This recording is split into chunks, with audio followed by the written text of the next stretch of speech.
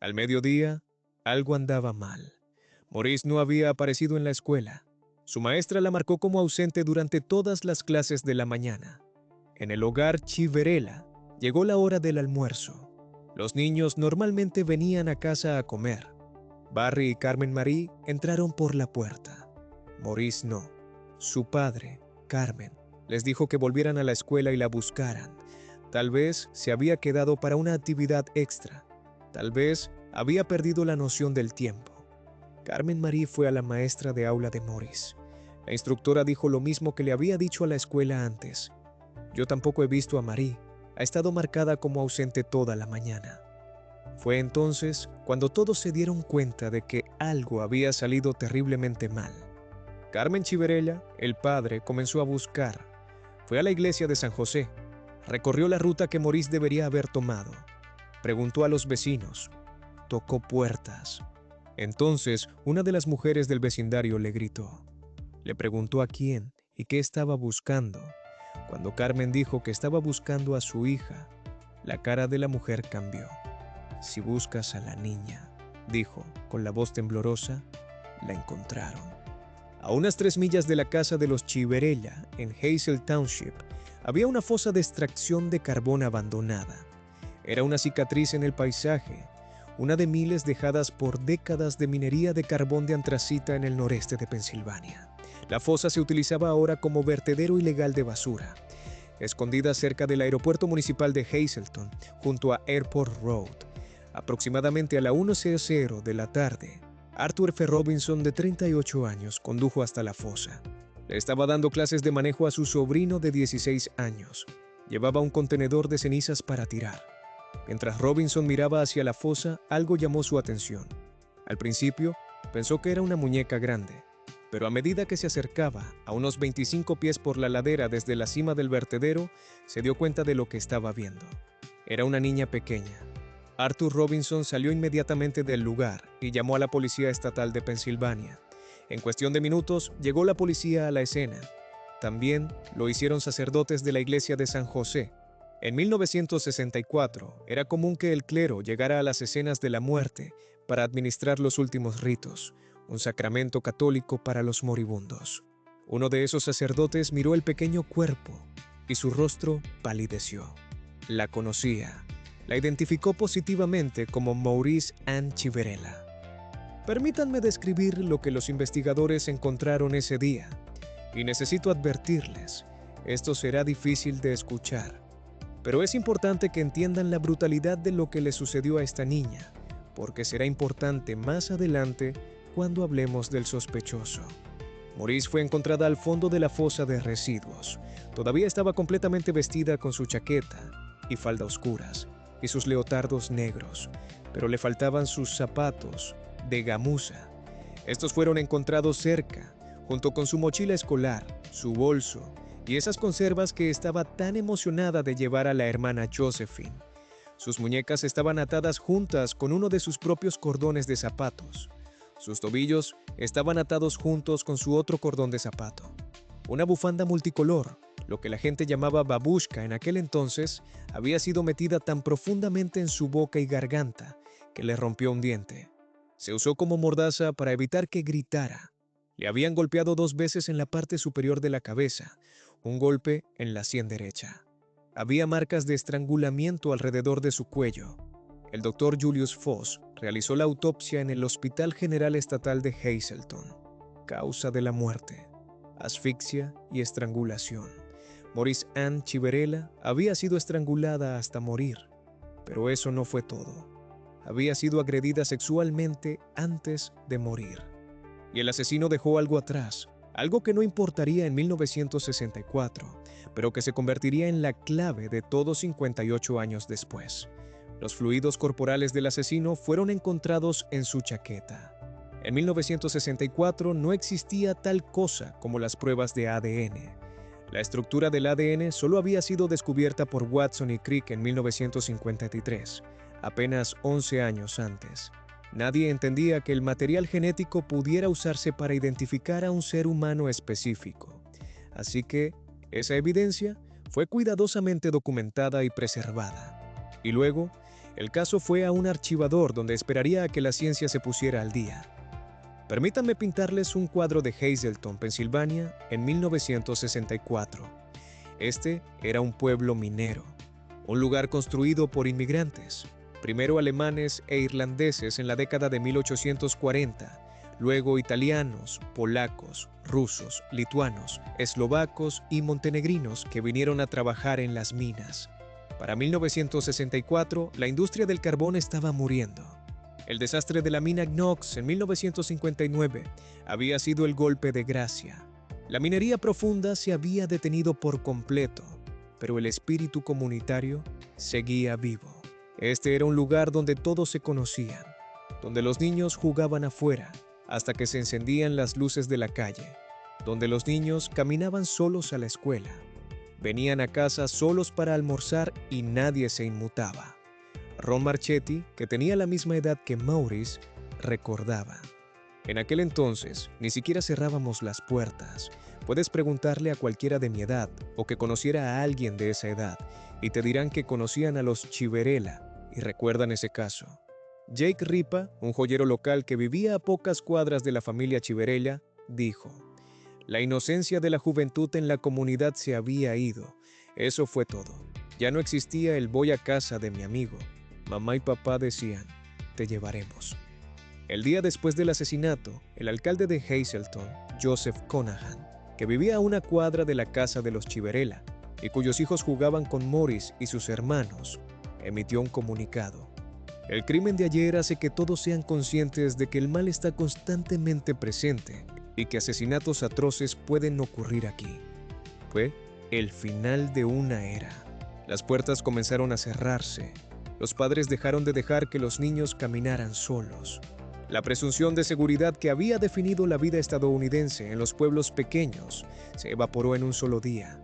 Joseph Januzzi, que tenía 27 años en ese momento y más tarde se convertiría en alcalde de Hazleton, recordó: fue aterrador en el sentido de que esto fue un asesinato, y mucho menos una violación, y mucho menos un niño. Fue terrible. Miró a su hijo adoptivo y se preguntó en qué tipo de mundo lo estaba criando. El funeral fue masivo. La iglesia estaba abarrotada. Las filas en la velada se extendían hasta las puertas de la funeraria. Cuando el ataúd fue cerrado, la madre de Maurice le dio a su hija un último beso de despedida. Una madre no debería sobrevivir a su hijo. Y durante 58 años, Mary Civerella rezaría por una cosa: que la Policía Estatal de Pensilvania encontrara al hombre que le hizo daño a su hija. Si están viendo esto y pensando en todos los casos sin resolver, háganme un favor, denle me gusta a este video. Le dice a YouTube que muestre este video a más personas. Y cuantas más personas vean cómo se resuelven estos casos, mayor será la presión para nunca renunciar a la justicia. Sigamos adelante. La Policía Estatal de Pensilvania en el cuartel de Hazleton respondió de inmediato al descubrimiento del cuerpo de Maurice. El sargento retirado Donald Good fue uno de los primeros en responder. El equipo de investigación trabajó 20 horas al día, 7 días a la semana, sin un solo día libre, desde marzo hasta mediados de julio de 1964. Eso es aproximadamente 4 meses de investigación intensiva, las 24 horas del día. Entrevistaron a cientos de personas, documentaron todo, compilaron más de 4.600 páginas de documentos de investigación, un número que finalmente crecería a 6.000 páginas a lo largo de las décadas, y preservaron cuidadosamente cada pieza de evidencia física, incluida la ropa de Maurice. Esa decisión de preservar la evidencia con un cuidado meticuloso resultaría ser la elección más importante que alguien tomó en este caso. Pero en 1964, la ciencia forense era increíblemente limitada. No había pruebas de ADN, ni computadoras, ni bases de datos nacionales, ni forma de compartir información eficazmente entre jurisdicciones. El tipaje sanguíneo solo podía determinar 4 categorías básicas: A, B, AB y O. Eso es todo. No se podía distinguir entre millones de personas con el mismo tipo de sangre. Las huellas dactilares tenían que compararse manualmente. La investigación de la escena del crimen era rudimentaria. Sin ADN y sin testigos que pudieran identificar al perpetrador, los investigadores estaban trabajando a ciegas, pero siguieron todas las pistas.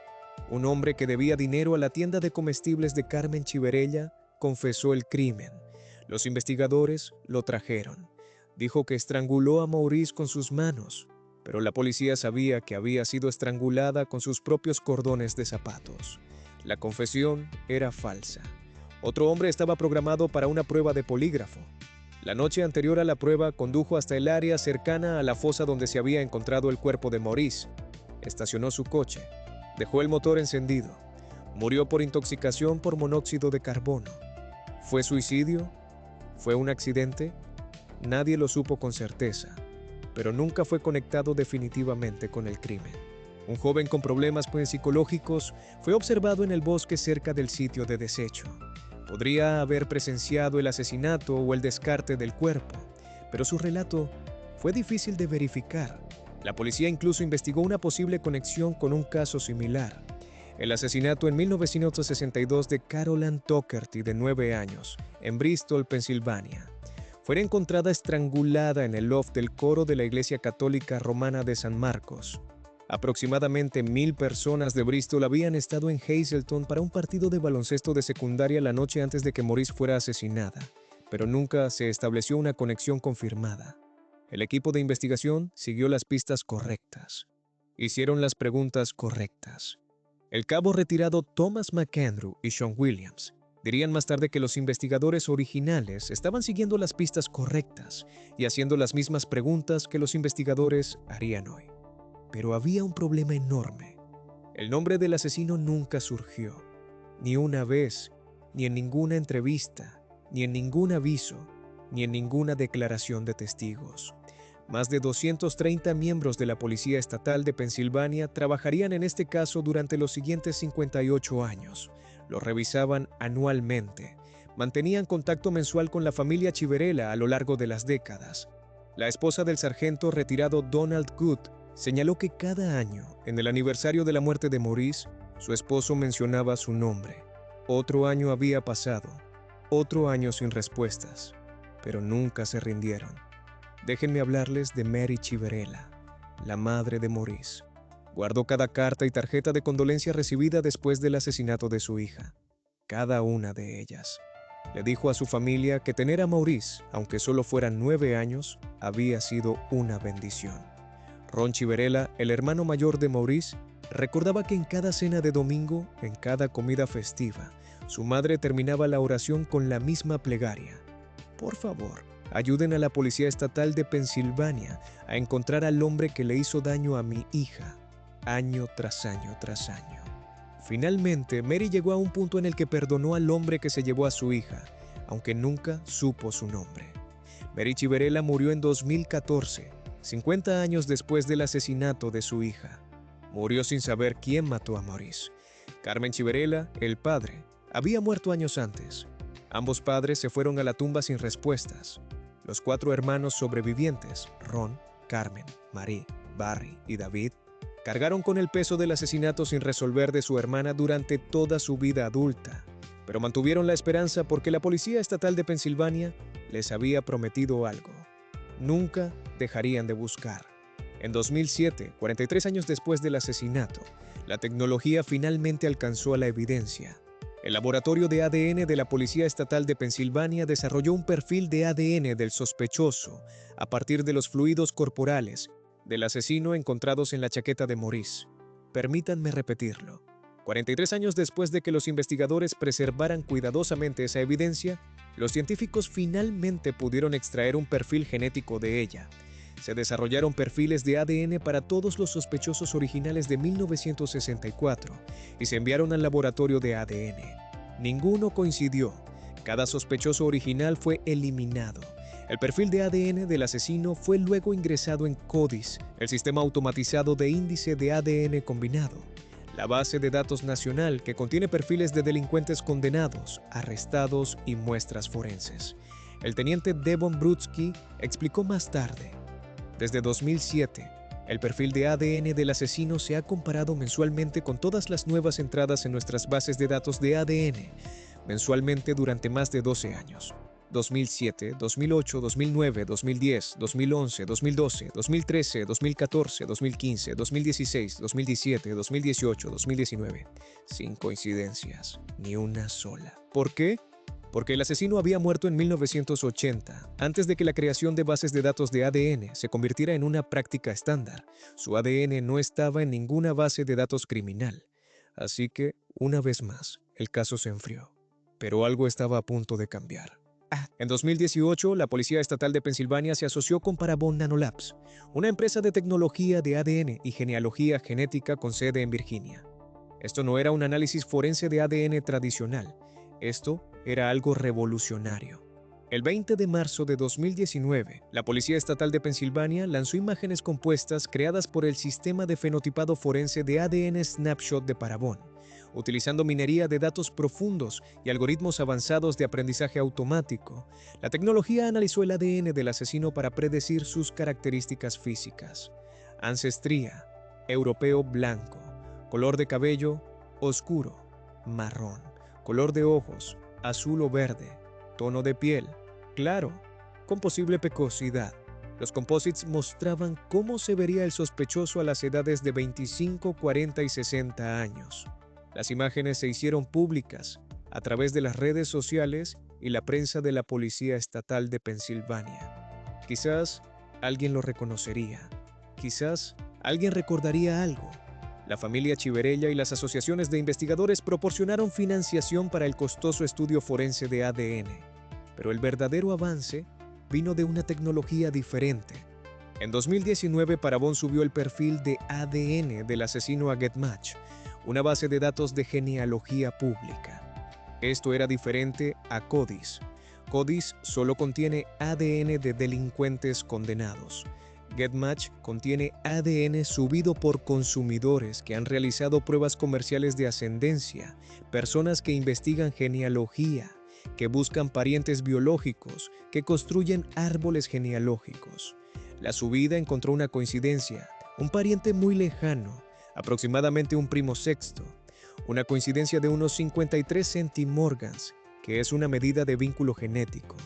El teniente Devon Brutsky explicó: obtuvimos una coincidencia de aproximadamente un sexto, un primo sexto, una coincidencia muy distante que redujo los sospechosos. 53 centimorgans no suena a mucho, y no lo era.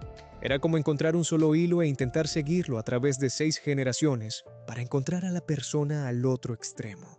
Pero era un hilo, y alguien estaba a punto de tirar de él. Antes de conocer al genealogista adolescente que resolvió este caso, quiero preguntarles algo. ¿Están suscritos a Mesa de Casos sin resolver todavía? Si no, ¿qué están esperando? Cubrimos los casos que nunca se resolvieron hasta que de repente lo hicieron. Hagan clic en ese botón de suscribirse y activen las notificaciones para no perderse nunca cómo la justicia finalmente alcanza. Ahora, hablemos de Eric Schubert. Era febrero de 2020. Eric Schubert era un estudiante de primer año de 18 años en el Elizabethtown College en Pensilvania. Estudiaba historia y era de Medford Lakes, Nueva Jersey. Llevaba realizando investigaciones genealógicas desde que tenía 8 años, 10 años de experiencia. Descubrió la genealogía cuando se enteró de que su abuela había sido adoptada. Ese misterio despertó algo en él. Comenzó a construir árboles genealógicos. Se volvió bueno en eso, muy bueno. A los 18 años ya había ayudado a departamentos de policía cerca de Filadelfia y Chicago a resolver casos sin resolver. Había iniciado su propio negocio, ES Genealogy. Y una noche de febrero de 2020, estaba leyendo sobre casos sin resolver en Pensilvania. Hazleton estaba a solo unas 80 millas de su universidad, cuando se encontró con un artículo sobre el caso de Marianne Chiverella, específicamente el lanzamiento en marzo de 2019 de los composites de fenotipado de ADN de Parabon. No pudo dejar de pensar en ello. Así que hizo algo que la mayoría de los jóvenes de 18 años no tendrían el coraje de hacer. Envió un correo electrónico a la Policía Estatal de Pensilvania, simplemente contactándolos y diciendo: oigan, creo que sé lo que estoy haciendo. Si no estoy pisando callos, estaría encantado de ayudar. Schubert recordó años después: no pensé que funcionaría, pero funcionó, y estoy muy agradecido por eso. El teniente Devon Brutsky recibió el correo electrónico. Un chico de 18 años ofreciéndose a ayudar a resolver un asesinato de 56 años. La mayoría de las agencias de policía lo habrían ignorado, pero Brodsky investigó a Schubert. Se enteró de los casos sin resolver anteriores que había ayudado a resolver. Vio las credenciales. Reconoció que esto estaba fuera de lo común para la policía estatal, pero tomó una decisión. Aceptaron su oferta. Schubert trabajaría en el caso gratis. Se le dio acceso a un archivo parcial del caso que contenía el ADN del sospechoso y una lista de posibles coincidencias de head match. Su asignación: construir árboles genealógicos a partir de coincidencias de ADN distantes para identificar al asesino a través de la investigación genealógica.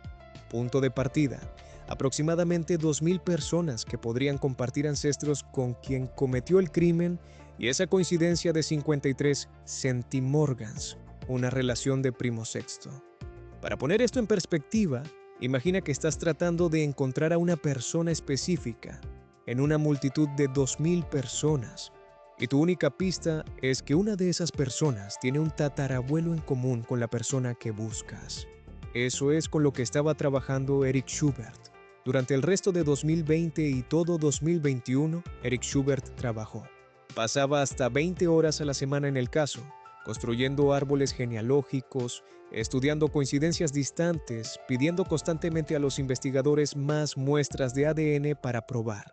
Mientras exploraba nombres de familias genealógicas durante su investigación, un apellido surgió: Palmet. Los oficiales de policía estatales reconocieron inmediatamente el nombre. Renate Palmet había sido asesinada a tiros fuera de su casa, en Book Mountain Road, en el municipio de Lausanne, en el condado de Carbon, en la década de 1970. El ADN relacionado con esa investigación confirmó que los investigadores estaban siguiendo la línea ancestral correcta.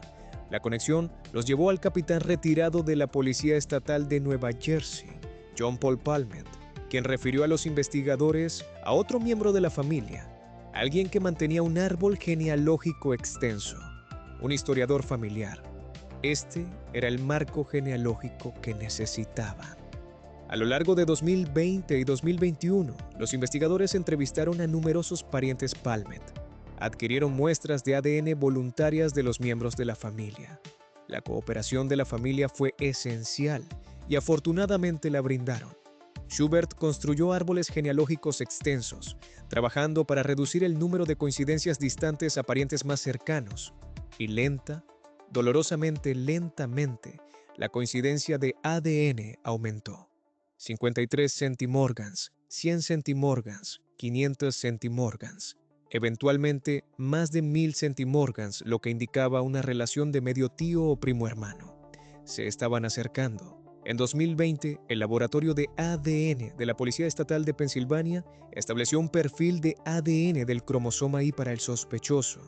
El cromosoma Y se hereda a través de la línea paterna. Solo se transmite como una coincidencia exacta a través de linajes masculinos. Esto ayudó a confirmar que estaban rastreando la línea familiar correcta. Finalmente, la investigación redujo el grupo de sospechosos a 4 personas, 4 hombres. Uno de ellos había sido arrestado en 1974 por una agresión sexual no relacionada. Su nombre era James Paul Ford. James Paul Ford nació el 21 de julio de 1941 en Hazleton, Pensilvania, el mismo pueblo donde Maurice Ann Chiverella nacería 13 años después. Se graduó de la escuela secundaria de Hazleton en 1959.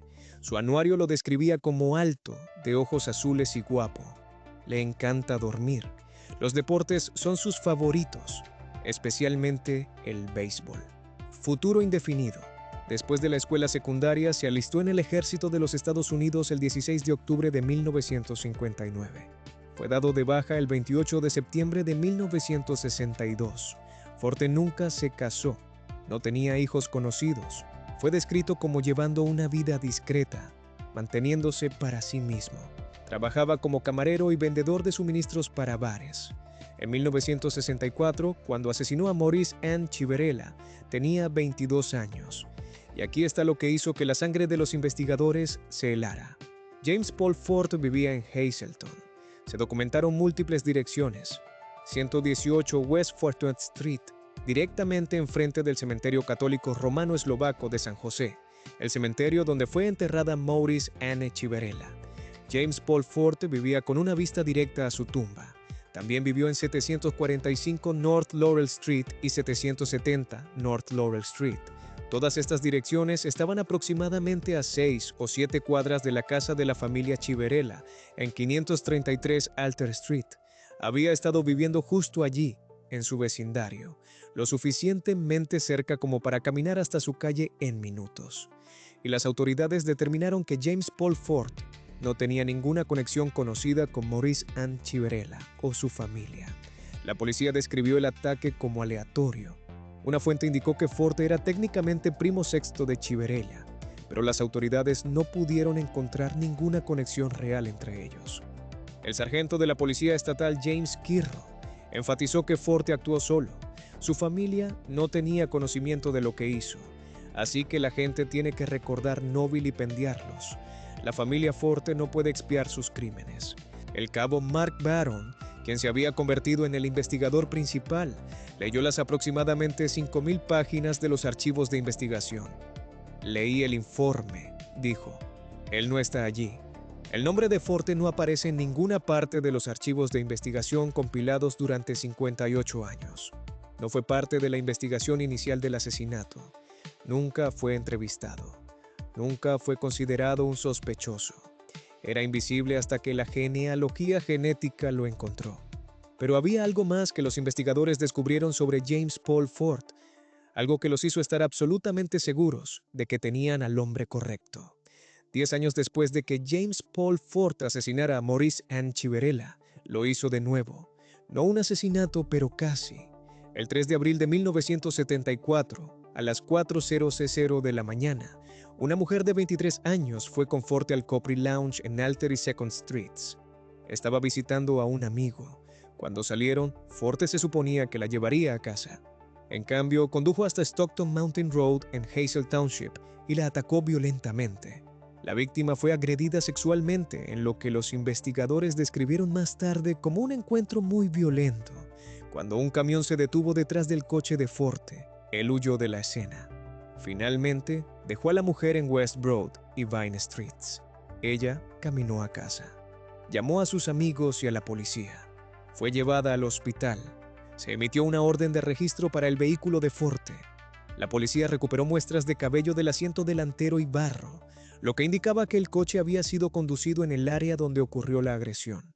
El 13 de abril de 1974, el sargento James Gibb de la Policía Estatal de Pensilvania acusó a James Paul Forte de cópula sexual desviada involuntaria, agresión indecente y agresión agravada. Forte fue liberado bajo una fianza de $5,000 y entonces sucedió algo que debería enfurecer absolutamente a cada persona que esté viendo esto. El 18 de septiembre de 1974, Forte se declaró culpable solo de agresión agravada. Los fiscales retiraron los cargos de agresión sexual y agresión indecente. El 2 de octubre de 1974, el juez Bernard C. Bruminsky sentenció a James Paul Forte a 1 año de libertad condicional especial, supervisada por la Oficina de Libertad Condicional y Probatoria de Pensilvania. Se le ordenó pagar la factura del hospital de la víctima. 0 tiempo en prisión, 0 consecuencias serias. Un depredador sexual violento quedó libre. Ahora, permítanme conectar los puntos para ustedes. La agresión de 1974 y el asesinato de 1964 tenían similitudes escalofriantes. Ambos involucraron agresión sexual violenta. Ambos ocurrieron en el área de Hazel Township. Ambos involucraron a Forte usando su vehículo para transportar víctimas. Ambos ataques ocurrieron en lugares aislados y apartados.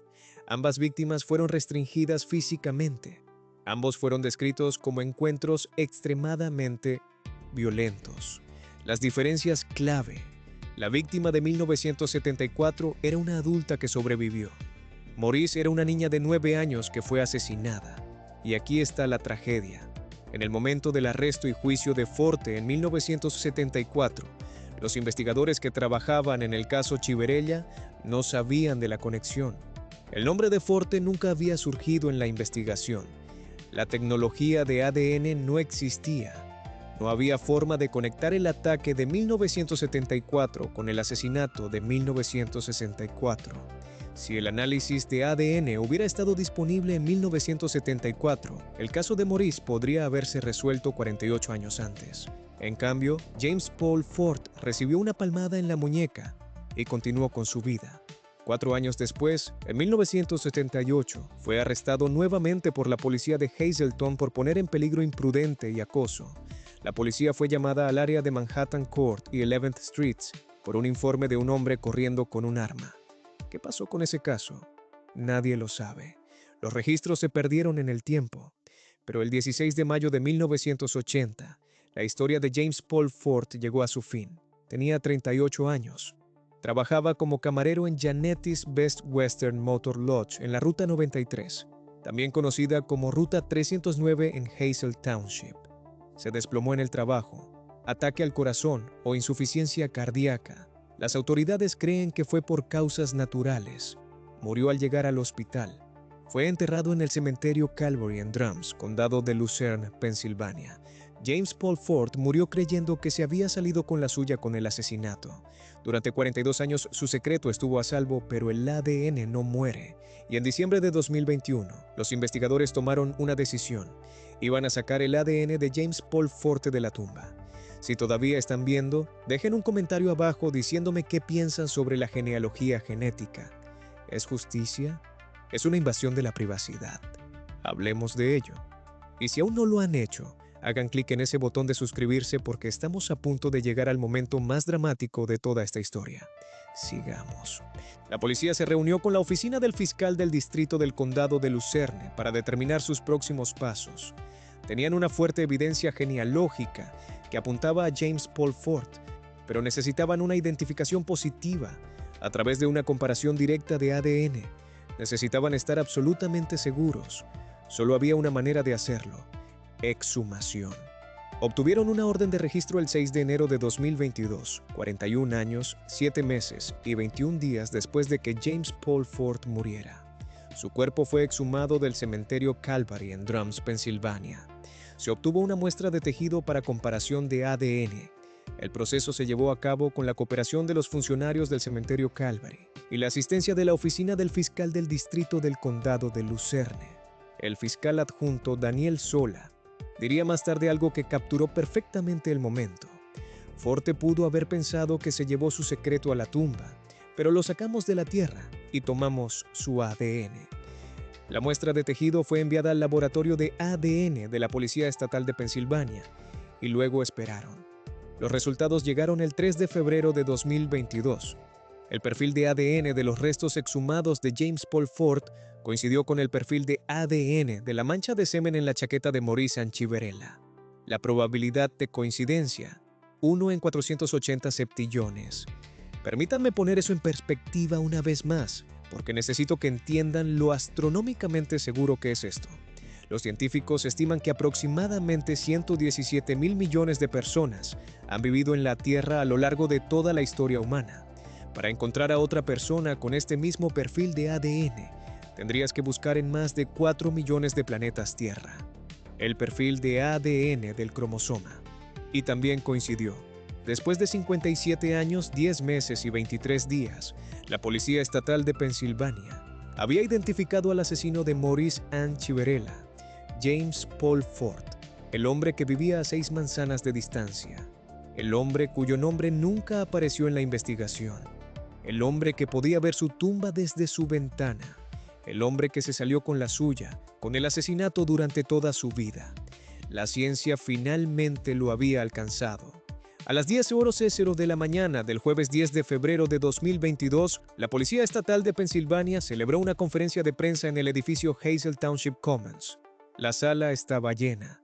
Docenas de miembros de la familia, amigos, funcionarios de las fuerzas del orden y miembros de la comunidad que habían seguido o cubierto el caso durante décadas llenaron el espacio. Presentes en la conferencia de prensa, el teniente Devon Brutsky, de la Policía Estatal de Pensilvania, el cabo Mark Barron, investigador principal, el sargento Anthony Petrosky, oficial de información pública, el sargento James Kirros, el fiscal del distrito del condado de Luzerne, Sam Sanguinole, el fiscal adjunto Daniel Sola, Eric Schubert, genealogista, ahora de 20 años. Entre los funcionarios retirados presentes se encontraban el sargento Donald Good, de 89 años, un investigador original de 1964, los cabos Thomas McAndrew y Sean Williams, recientes, parte inaudible, asumir que dice miembros de los investigadores, el capitán Brian Tobin retirado y Lou Rossi retirado. Los hermanos Chiverela estaban allí, Carmen Marie Radke, la hermana de Maurice, Ronald Chiverela, el hermano de Maurice, Barry Chiverela, el hermano de Maurice, David Chiverela, el hermano de Maurice. Sus padres, Carmen y Mary, no estaban allí. Ambos habían muerto sin conocer nunca la respuesta. El cabo Mark Baron se acercó para hablar. Este es un día muy importante para nuestro departamento. También es un día importante para la comunidad de Hazleton en su conjunto. Este fue un crimen violento y atroz cometido contra una niña pequeña. Su voz comenzó a quebrarse. Este es el cuarto caso sin resolver más antiguo de la nación resuelto utilizando esta tecnología, lo que lo convierte en el más antiguo del estado. Este es un día que la familia ha estado esperando durante casi 58 años. Baron se emocionó visiblemente, rompiendo a llorar en ocasiones, haciendo pausas para recomponerse. Siempre nos dicen que no nos encariñemos con un caso, pero es imposible. Es un recuerdo vívido para todos los que lo vivieron, y es un recuerdo vívido para todos los que crecieron en esta área. Lo que le sucedió marcó un cambio en esta comunidad. Te guste o no, la forma en que vivías cambió después del 18 de marzo de 1964 en Hazleton. Continuó. Aunque se necesitaron casi 58 años para resolver este caso, creo que esto debería inculcar en las familias de las víctimas de todo el estado y de todo el país un sentido de esperanza. Y esa esperanza es que no importa cuánto tiempo tome, nosotros, como fuerzas del orden, nunca dejaremos de intentar encontrar a los autores de estos crímenes atroces que siguen ocurriendo. El teniente Devon Brutsky habló a continuación. La Policía Estatal de Pensilvania fue fundada en 1905. Así que durante más de la mitad de nuestra existencia, hemos investigado este caso. Piensen en eso por un momento. La Policía Estatal de Pensilvania había dedicado más de la mitad de toda su historia organizacional a trabajar en este único caso. El fiscal del distrito Sam Sanguinole se dirigió a la sala. La dedicación a este caso es lo que lo resolvió. Es nuestro mayor pesar no poder procesar a este individuo, pero como dice la familia, él verá la venganza. El fiscal adjunto Daniel Sola compartió una conexión personal. De niño, encontró un artículo de periódico original sobre el caso en el ático. Su madre usaba la historia de Chiverella como una lección para mantenerlo a salvo. Una vez que viste su rostro, no podías olvidarlo, dijo sobre Maurice. Era un verdadero monstruo, refiriéndose a Forte. Luego, Carmen Marie Radke, la hermana de Maurice, se levantó para hablar en nombre de la familia. Tenemos muchos recuerdos preciosos de Maurice, dijo Carmen Marie. Al mismo tiempo, nuestra familia siempre sentirá el vacío y la tristeza de su ausencia. En consecuencia, seguiremos preguntándonos qué hubiera sido o qué podría haber sido. Hizo una pausa, reuniendo fuerzas. Nuestros padres expresaron sus sentimientos hace mucho tiempo. No querían castigo ni venganza, querían justicia. Nuestra familia ahora conoce la identidad de su asesino. Se ha hecho justicia hoy. Gracias a la Policía Estatal de Pensilvania, se ha hecho justicia hoy. Describió a Maurice como una niña dulce y tímida que estaba aprendiendo a tocar el órgano y aspiraba a ser monja. Ronald Chiverela habló a continuación. Siento una sensación de cierre. No tengo el cierre de que todo quedó atrás. Como dijo Carmen, todos vamos a tener recuerdos de ese día horrible. Durante todos esos 58 años, la Policía Estatal de Pensilvania rutinariamente se hizo presente continuamente. Dijo que los sargentos brindaron consuelo y esperanza y nunca abandonaron el lado de la familia, forjando una conexión emocional. Seguiremos haciendo preguntas que hicimos en el pasado. ¿Qué podría haber sido? ¿Qué habría sido? ¿Qué sobrinas y sobrinos? Nunca se sabrá debido a la pérdida de Maurice. Ron enumeró una lista de sargentos por su nombre, refiriéndose a ellos como el equipo de primera línea. En los últimos 58 años, la Policía Estatal de Pensilvania ha trabajado continuamente en este caso, y un agradecimiento especial al equipo de primera línea. Nuestra familia se los agradece enormemente. El mensaje central de la familia Chiverella fue claro. Sus padres nunca buscaron venganza o castigo, solo querían justicia. Nunca se trató de odio. Se trataba de concederle a Marie los derechos que le fueron arrebatados, el derecho a vivir, a ser madre, a tener hijos. Eric Schubert, el estudiante universitario de 20 años que había trabajado en Immigrant Assassination, el caso durante 2 años, estaba emocionado. La investigación que se puso en todo este trabajo fue probablemente la tarea de genealogía más difícil que he enfrentado en más de 10 años que llevo haciendo genealogía. Esto fue probablemente lo más difícil que he hecho en toda mi vida, y significa mucho para mí haber podido estar en el equipo que pudo dar respuestas a la familia Chiverella. Todo lo que tenía que salir bien, salió bien. Seguimos avanzando con estas muestras de ADN realmente pequeñas, hasta que conseguimos el pez gordo que conseguimos con el señor Forte. El sargento retirado Don Good, de 89 años, asistió a la conferencia de prensa. Su esposa había señalado que cada año en el aniversario de la muerte de Maurice, Don mencionaba su nombre. Otro año había pasado. Good dijo que pensó que el caso quedaría sin resolver, pero nunca olvidó a Chiverella. Ron Marchetti, de la Sociedad Histórica del Gran Hazleton, dijo: «Simplemente me alegro de que se haya resuelto. Eso es todo lo que puedo decir. Finalmente, después de todos estos años. Finalmente, después de todos estos años. En aquel entonces, ni siquiera cerrábamos las puertas». El caso había proyectado una larga y oscura sombra sobre Hazleton durante casi 58 años. La conferencia de prensa representó no solo la resolución para la familia Chiverella, sino para toda una comunidad que había vivido con el miedo y el dolor de un asesinato infantil sin resolver durante generaciones. El caso de Marianne Chiverella se convirtió en el cuarto caso sin resolver más antiguo de la historia de EE.U. resuelto utilizando genealogía genética. Fue el más antiguo de Pensilvania. Para entender lo significativo que es esto, tenemos que hablar de la revolución que está ocurriendo en la investigación de casos sin resolver en este momento. Antes de hacerlo, quiero preguntarles algo. Si llegaron hasta aquí en el video, claramente están interesados en estas historias. Así que, háganme un favor. Hagan clic en ese botón de me gusta, si aún no lo han hecho. Realmente ayuda a que el canal crezca y significa que podemos cubrir más de estos increíbles casos. Y si quieren ver más historias como esta, suscríbanse y activen las notificaciones.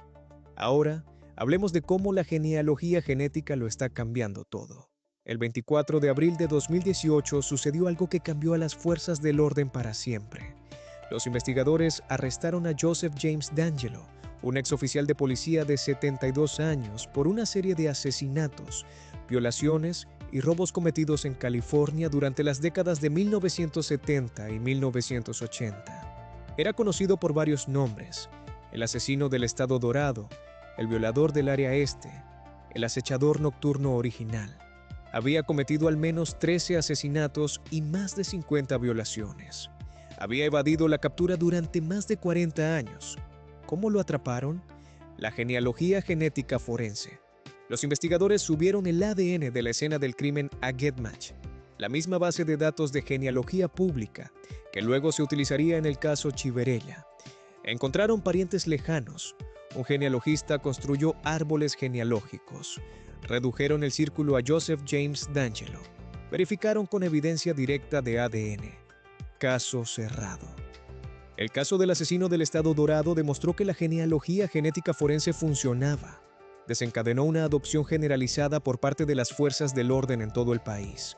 Desde 2018, más de 600 casos sin resolver han sido resueltos usando esta tecnología. 600 familias que pensaban que nunca obtendrían respuestas, de repente las obtuvieron. Casos de los años 70, 80, 90, 2000. Algunos de los casos notables incluyen el asesinato en 1981 de Laura Kemp en Nuevo Hampshire, resuelto en 2023, el asesinato en 1984 de Pamela Cahanas, resuelto en 2019, Los asesinatos en 1987 y 1989 de Shannon Lloyd y Renee Quast en California, resueltos en 2022. El asesinato en 1988 de Stacy Lynch Shahorsky en Georgia, resuelto en 2022. Y también identificaron a la víctima. El asesinato en 1995 de Patricia Bartz en el condado de Kitab, resuelto en 2021. Múltiples casos de agresión sexual de 2013 a 2004 en Pullman, Washington, resueltos en 2020. Se han examinado casos tan antiguos como 1932. La tecnología funciona para asesinatos, agresiones sexuales, restos no identificados, tanto víctimas como sospechosos, personas desaparecidas, e identificación combinada de víctima-perpetrador. Permítanme desglosar exactamente cómo funciona la genealogía genética forense porque es importante entenderlo. El ADN forense tradicional, el tipo utilizado en CODIS, analiza alrededor de 20 ubicaciones específicas en su genoma llamadas loci. Estos son solo marcadores. Son suficientes para identificarlo si su ADN está en la base de datos. Pero CODIS solo contiene ADN de delincuentes condenados, arrestados y muestras de escenas del crimen. Si nunca ha sido arrestado o condenado, su ADN no está allí. La genealogía genética es completamente diferente. Cuando usted sube una prueba de ascendencia comercial como 23andMe o Ancestry.com, analizan cientos de miles de marcadores a lo largo de todo su genoma, mucha más información que el ADN forense. La mayoría de las personas que realizan estas pruebas suben sus resultados a bases de datos de genealogía públicas como GetMatch para encontrar parientes biológicos y construir árboles genealógicos. Aquí es donde se pone interesante. Cuando los investigadores suben el ADN de la escena del crimen a estas bases de datos públicas, no están buscando una coincidencia exacta. Están buscando parientes, primos terceros, cuartos primos, quintos primos, sextos primos, personas que comparten un ancestro común con el perpetrador. Luego, un genealogista genético, alguien como Eric Schubert, construye árboles genealógicos a partir de esas coincidencias distantes. Trabajan hacia adelante a través de las generaciones, identificando descendientes de ese ancestro común. Reducen el número a un grupo manejable de sospechosos. La policía investiga a esos sospechosos utilizando métodos tradicionales. Verifican con evidencia directa de ADN. Es una combinación de ciencia de vanguardia y trabajo de detective de la vieja escuela. Y es increíblemente efectivo. Pero la genealogía genética forense es controvertida. La gran pregunta ¿es una invasión de la privacidad? Este es el argumento en contra. Cuando subes tu ADN a una base de datos de genealogía pública, no estás dando tu consentimiento para su uso por parte de las fuerzas del orden. Solo estás tratando de averiguar si estás relacionado con alguien interesante. Pero al subir tu ADN, estás implicando potencialmente a tus parientes en investigaciones criminales. Parientes que no dieron su consentimiento para nada. Primos terceros que nunca has conocido. Cuartos primos que ni siquiera sabes que existen. ¿Es eso justo? Este es el argumento a favor. Estas son bases de datos públicas. Las personas suben su ADN voluntariamente. Están eligiendo hacer esa información disponible. Y estamos utilizando esta tecnología para resolver crímenes violentos, asesinatos, violaciones, casos en los que las víctimas y las familias merecen respuestas. Si tu primo lejano cometió un crimen atroz, ¿no deberían las fuerzas del orden poder usar todas las herramientas disponibles para atraparlo? La mayoría de los expertos recomiendan limitar el uso de la genealogía genética forense a crímenes violentos graves, asesinato y agresión sexual. Algunos piden supervisión judicial que requiera órdenes judiciales antes de subir a las bases de datos de genealogía. Las pautas aún se están desarrollando. Los marcos legales aún están evolucionando. Pero esto es lo que no es controvertido. Las familias merecen respuestas. Las víctimas merecen justicia. Y el ADN no olvida incluso cuando todos los demás lo hacen. El caso de Marianne Chiverella es un ejemplo perfecto de por qué esta tecnología es importante. Sin ella, el nombre de James Paul Ford nunca habría surgido. Sin ella, la familia Chiverella se habría ido a la tumba al igual que sus padres, sin saber nunca quién mató a su hermana. Sin ella, una niña de 9 años que solo quería llevar conservas a su maestra, habría seguido siendo una tragedia sin nombre en un archivador olvidado. Después de la conferencia de prensa de febrero de 2022, el teniente Devon Brutsky hizo una declaración que debería preocupar a todos. Los investigadores actuales creen que Forte podría haber cometido incluso más crímenes. El cabo Mark Barron se hizo eco de esto. La policía dijo que podría no haber sido el único crimen que cometió Forte y pidió a cualquiera con información que se presentara. Piensen en la cronología. 1964. James Paul Ford asesina a Maurice Ann Chiverella de 9 años. 1974. Ataca sexualmente a una mujer de 23 años y recibe esencialmente ningún castigo. 1978. Es arrestado por poner en peligro imprudente y acoso relacionado con un arma. 1980. Muere. Esos son 16 años entre el asesinato y su muerte. ¿Qué pasó en esos 16 años? Después del anuncio, una mujer llamada Gina Donahue Connors se presentó con una historia escalofriante. Tenía aproximadamente 9 o 10 años en los años posteriores al asesinato de Chiverella, a mediados o finales de la década de 1960. Caminaba con una amiga en la esquina de 3rd y Alter Streets en Hazleton, cuando un hombre en un coche se detuvo. Intentó que entraran en su coche. «Vamos, te llevaremos, te daré un aventón». Se negaron. Él persistió. No, vamos, te daré un aventón». Corrieron a una tienda A&P para ponerse a salvo. Después de ver a James Paul Ford identificado en 2022, Donahue Connors creyó que era el mismo hombre. Ahora que ha hecho la conexión, le da cierre, pero aún la inquieta, dijo. Los investigadores declararon claramente: si bien no pueden estar seguros, los sargentos de policía no creen que Maurice Chiverella fuera la única víctima de Forte.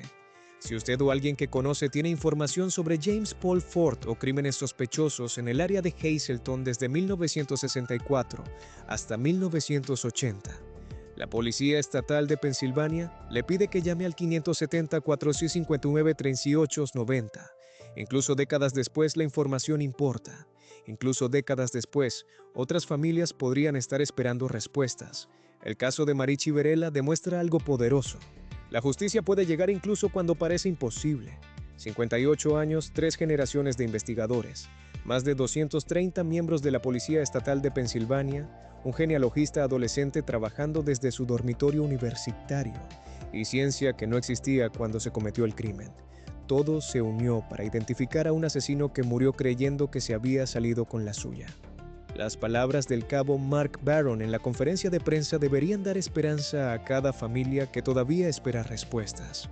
Aunque se necesitaron casi 58 años para resolver este caso, creo que esto debería inculcar en las familias de las víctimas de todo el estado y de todo el país un sentido de esperanza. Y esa esperanza es que no importa cuánto tiempo tome, nosotros, como fuerzas del orden, nunca dejaremos de intentar encontrar a los autores de estos crímenes atroces que siguen ocurriendo. Los investigadores de 1964 no podrían haber sabido que la tecnología de ADN existiría eventualmente. No podrían haber sabido que la evidencia que preservaron cuidadosamente se convertiría en la clave para resolver el caso 58 años después. Pero la preservaron de todos modos, documentaron todo, guardaron la ropa de Maurice, archivaron cada informe, hicieron todo bien, y por eso este caso fue resoluble. Hay lecciones aquí para cada agencia de policía del mundo. Preserven la evidencia, documenten minuciosamente. Nunca asuman que un caso es verdaderamente irresoluble. La ciencia sigue avanzando, la tecnología sigue mejorando. Lo que parece imposible hoy podría ser rutinario en 20 años. La Policía Estatal de Pensilvania mantuvo contacto mensual con la familia Chiverella durante 58 años. Piensen en ese compromiso. Revisaban el caso anualmente. Nunca se rindieron. E incluso cuando las pistas se agotaron. E incluso cuando los sospechosos murieron. E incluso cuando los investigadores originales se jubilaron y pasaron el caso a la siguiente generación, nunca se rindieron. Ronald Chiverella dijo en la conferencia de prensa: durante todos esos 58 años, la Policía Estatal de Pensilvania rutinariamente se hizo presente continuamente. Brindaron consuelo y esperanza y nunca abandonaron el lado de la familia. Así es como se ve la justicia real. No llamativa, no rápida, solo trabajo persistente, metódico y dedicado durante décadas. Pero no olvidemos el costo humano de este caso. Carmen y Mary Chiverela murieron sin saber nunca quién mató a su hija. Pasaron 50 años rezando por respuestas que nunca recibirían en sus vidas. Los 4 hermanos sobrevivientes, Ron, Carmen Marie, Barry y David, cargaron con el peso del asesinato sin resolver de su hermana durante toda su vida adulta. Carmen Marie lo dijo perfectamente. Seguiremos preguntándonos qué hubiera sido o qué podría haber sido. Maurice Ann Chiverela nunca llegó a crecer, nunca se graduó, nunca se enamoró, se casó o tuvo hijos. Nunca llegó a convertirse en la monja que soñaba ser. Todo eso le fue arrebatado en una fría mañana de marzo de 1964 por un hombre que vivía a 6 manzanas de distancia. La justicia llegó, pero llegó demasiado tarde para muchas personas. Hazleton, Pensilvania, cambió para siempre el 18 de marzo de 1964. Se perdió la inocencia, se rompió la confianza, se cerraron las puertas. Pero la comunidad nunca olvidó a Mary Ann Chiverela. Su historia fue transmitida a través de generaciones. Los padres la usaron para enseñar a sus hijos sobre la seguridad. El caso se convirtió en parte de la memoria colectiva de un pueblo entero. Y cuando llegó el anuncio en 2022 de que su asesino había sido identificado, no fue solo un cierre para la familia Chiverela, sino para todos los que habían vivido con esa larga sombra oscura durante casi 60 años. Ron Marchetti dijo: «Simplemente me alegro de que se haya resuelto. Eso es todo lo que puedo decir. Finalmente, después de todos estos años, aquí está lo que James Paul Ford no entendió cuando asesinó a Mary Ann Chiverela en 1964. El ADN es para siempre. No puedes destruirlo. No puedes borrarlo. No puedes llevártelo a la tumba. La ciencia te alcanzará. La tecnología avanzará. Los genealogistas construirán árboles genealógicos. Y eventualmente, tal vez no este año, tal vez no esta década, pero eventualmente tu nombre saldrá a la luz. Tu crimen será resuelto. Tu víctima obtendrá justicia». El teniente Brutsky lo expresó mejor. «Forte pudo haber pensado que se llevó su secreto a la tumba, pero lo sacamos de la tierra y tomamos su ADN». Hay una advertencia aquí para cada persona que haya cometido un crimen violento y se haya salido con la suya. No te has salido con la tuya con nada. Solo estás esperando. Permítanme decirles quiénes son los héroes de esta historia. Los investigadores originales de 1964 que preservaron evidencia que ni siquiera podían usar todavía. El sargento retirado Donald Good, que pensaba en Maurice cada año en el aniversario de su muerte. El cabo Thomas McAndrew, que le dijo a la siguiente generación de investigadores: «Este caso es resoluble». El cabo Mark Barron, que se negó a rendirse y que se quebró en lágrimas en la conferencia de prensa porque le importaba demasiado. El teniente Devon Brutsky, que se arriesgó con el correo electrónico de un chico de 18 años, Eric Schubert, que pasó 2 años y cientos de horas construyendo árboles genealógicos para una niña que nunca conoció. La familia Chiverela, que esperó 58 años y nunca perdió la fe en que la verdad saldría a la luz. Y Maurice Ann Chiverela misma, la niña de 9 años que quería llevar conservas a su maestra, que quería llegar a la iglesia a tiempo, que soñaba con ser monja. Ella es la heroína de esta historia porque su caso demostró que no importa cuánto tiempo tome, no importa cuán fría esté la pista, la justicia siempre es posible. El caso de Mary Ann Chiverela es el 4º caso sin resolver más antiguo en la historia de EEUU, resuelto mediante genealogía genética. Pero no será el último. Ahora mismo, mientras ven este video, los genealogistas genéticos están construyendo árboles genealógicos para otros casos sin resolver. Los laboratorios de ADN están analizando evidencia que ha estado almacenada durante décadas. Los investigadores están subiendo perfiles a bases de datos de genealogía. Las familias están esperando esa llamada telefónica que lo cambia todo. Y en algún lugar, un asesino que piensa que se salió con la suya con el asesinato está a punto de enterarse de que estaba equivocado. Si encontraron esta historia tan convincente como yo, necesito que hagan 3 cosas. Primero, hagan clic en ese botón de me gusta. Ayuda al algoritmo de YouTube a mostrar este video a más personas a las que les importa la justicia. Segundo, Suscríbanse a Mesa de Casos sin Resolver y activen las notificaciones. Cubrimos los casos que tardaron décadas en resolverse, aquellos en los que la persistencia y la ciencia finalmente alcanzaron al mal. Tercero, dejen un comentario abajo. Díganme qué piensan sobre la genealogía genética forense. Díganme si creen que 58 años es demasiado tiempo para esperar justicia, o si creen que cualquier cantidad de tiempo vale la pena si la verdad finalmente emerge. Leo cada comentario y quiero escucharlos. El caso de Marianne Chiverela nos enseña algo profundo, que la niña que nunca llegó a la iglesia esa fría mañana de marzo de 1964 finalmente tuvo su milagro. Solo tomó 58 años, el trabajo de 230 investigadores, la brillantez de un genealogista adolescente y la marcha implacable de la ciencia. Pero ella lo consiguió. Se hizo justicia. La verdad prevaleció. Y el secreto de James Paul Ford fue arrastrado de la tumba y expuesto a la luz. Por Marianne Chiverela, que quería ser monja. Por Carmen y Mary Chiverela, que rezaron por respuestas que nunca recibieron en vida. Por Ron, Carmen, Marie, Barry y David, que cargaron con el recuerdo de su hermana durante 58 años. Por la ciudad de Hazleton, que perdió su inocencia el 18 de marzo de 1964. Por cada familia que todavía espera respuestas. Esta es su historia, y por eso nunca nos rendimos.